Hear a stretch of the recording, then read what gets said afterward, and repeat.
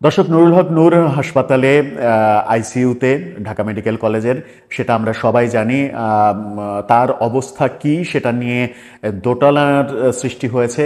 অনেকেই তাকে দেখতে যাচ্ছেন, কিন্তু ডাক্তাররা তার ব্যাপারে খুব একটা যে সুখকর তথ্য দিচ্ছেন সেটা মনে হচ্ছে না।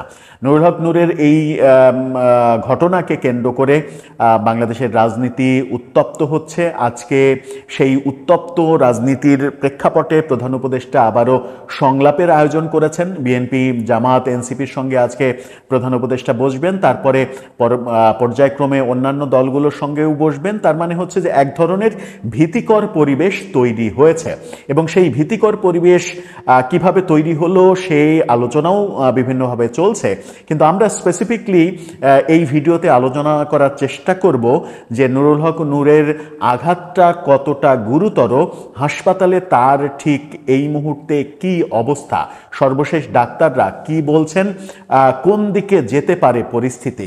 থাকবেন পলিটিক্স টিভির নিয়মিত দর্শক। বলছিলাম, হাসপাতালে নুরুল হক নূর, তাকে রক্তাক্ত হতে দেখা গেছে। একটি স্পেসিফিক ভিডিও আমার চোখে পড়েছে, যখন তাকে মানে বেদম প্রহার করা হয়, মানে তার সর্বাঙ্গে আঘাত করা হয়েছে, এটা মোটামুটি দেখা গেছে। এবং সেই লাঠির বাড়ির মধ্যে তার মাথাতে বাড়ি লেগেছে, তার মুখমণ্ডলে বাড়ি লেগেছে, নাকে বাড়ি লেগেছে। এবং সর্বশেষ তিনি যখন সর্বশেষ বাড়িটাই সম্ভবত নাকের উপরে লেগেছিল, বাড়িটা খেয়ে তিনি যখন পড়ে যান, একটা ভিডিওতে দেখলাম যে সেই একেবারে এক সেকেন্ডের, ন্যানো সেকেন্ড বলা যায়, এক সেকেন্ডের কয়েক ভাগের এক ভাগ সময়ের মধ্যে একটা মানে মানে তার নাকের ভেতর থেকে অনেক রক্ত ছুটে রাস্তার পাশে যে জায়গায় তিনি ছিলেন সেই জায়গায় পড়লো। তার মানে হচ্ছে যে অনেকটা মানে যে কোনো পশু জবাই করলে প্রথম রক্ত যেভাবে বের হয় সেরকম অবস্থায় তার হয়েছিল। তার মানে হচ্ছে যে বলা যায় যে সর্বশেষ আঘাতটাতেই তার নাকের হাড় হয়তো ভেঙে গিয়েছিল, এবং সেখান থেকে প্রচুর রক্তপাত হয়েছে। ডাক্তার কি বলছে? প্রথমে তাকে ইসলামী ব্যাংক হাসপাতালে নেওয়া হয়েছিল কাকরাইলে, কিন্তু তারা সেখানে তাকে রাখেননি। এক্সরে করে ডাক্তাররা বুঝেছেন যে এখানে কোনোভাবেই তাকে রাখা ঠিক হবে না, সেই কারণেই ঢাকা মেডিকেলে স্থানান্তর করা হয়েছিল। কিন্তু ঢাকা মেডিকেলে প্রথমে বলা হয়েছিল যে 24 ঘন্টা আইসিইউতে থাকবে, অবজারভেশনে থাকবে। পরবর্তীতে গত রাতে আবার ডাক্তার যেটা বলেছেন সেটা হচ্ছে যে আরও 36 ঘন্টা তাকে আইসিইউতে পর্যবেক্ষণে রাখা হবে।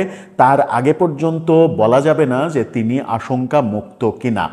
তার মানে হচ্ছে যে আরো 36 ঘন্টা ডাক্তার মনে করছেন যে তিনি এখনো আশঙ্কার মধ্যে রয়েছে।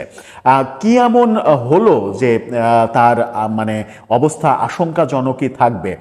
ডাক্তারের তথ্য মতে জানা গিয়েছিল যে তার জ্ঞান ফিরেছে, তিনি বিভিন্ন জন দেখা করতে গিয়েছেন, তাদের সঙ্গে কথাও বলেছেন, কিন্তু তারপরেও ডাক্তার তিনি আশঙ্কামুক্ত এটা বলছেন না। এর কারণ হচ্ছে ইন্টারনাল ব্লিডিং, মস্তিষ্কেও ব্লিডিং হয়েছে, রক্তক্ষরণ হয়েছে, এমন কথা ডাক্তাররা বলেছেন। স্পেসিফিকলি ডাক্তাররা যেটা বলছেন, গত রাতে যেটা বলেছেন, সেই ব্যাপারটা একটু গণমাধ্যমের শিরোনামটা আপনারা দেখে নিতে পারেন। এখন টেলিভিশন তারা জানাচ্ছে আরও 36 ঘন্টা আইসিইউতে পর্যবেক্ষণে থাকবেন নূর। সেখানেই একটা পর্যায়ে বলা হচ্ছে যে নূরের শারীরিক অবস্থা স্থিতিশীল থাকলেও এখনই আশঙ্কামুক্ত বলা যাচ্ছে না। ডাক্তারদের মতে আগামী 36 ঘন্টা তিনি আইসিইউতে পর্যবেক্ষণে থাকবেন।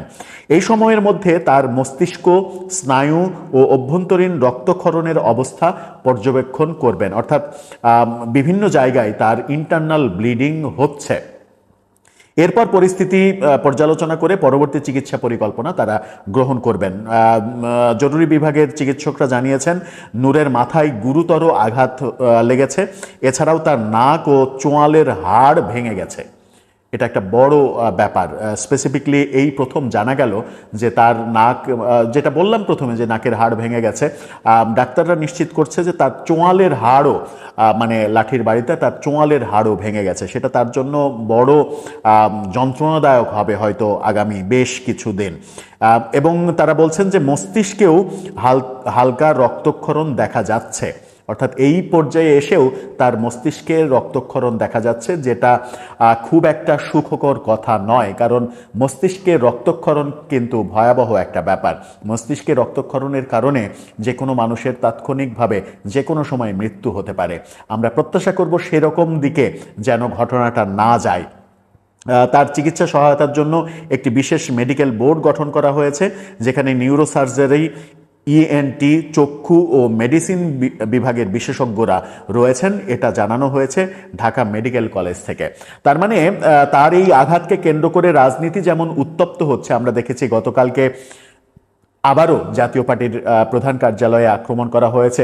এছাড়া আমরা দেখেছি যে সারা দেশে অন্তত, জাতীয় পার্টির মহাসচিব বলেছেন যে সারা দেশে অন্তত প্রায় 6টি জেলায় জাতীয় পার্টির কার্যালয় ভেঙে ফেলা হয়েছে। রংপুরে জাতীয় পার্টি এবং গণ অধিকার পরিষদ মুখোমুখি অবস্থান করছে, পাল্টাপাল্টি কর্মসূচি তারা দিয়েছে।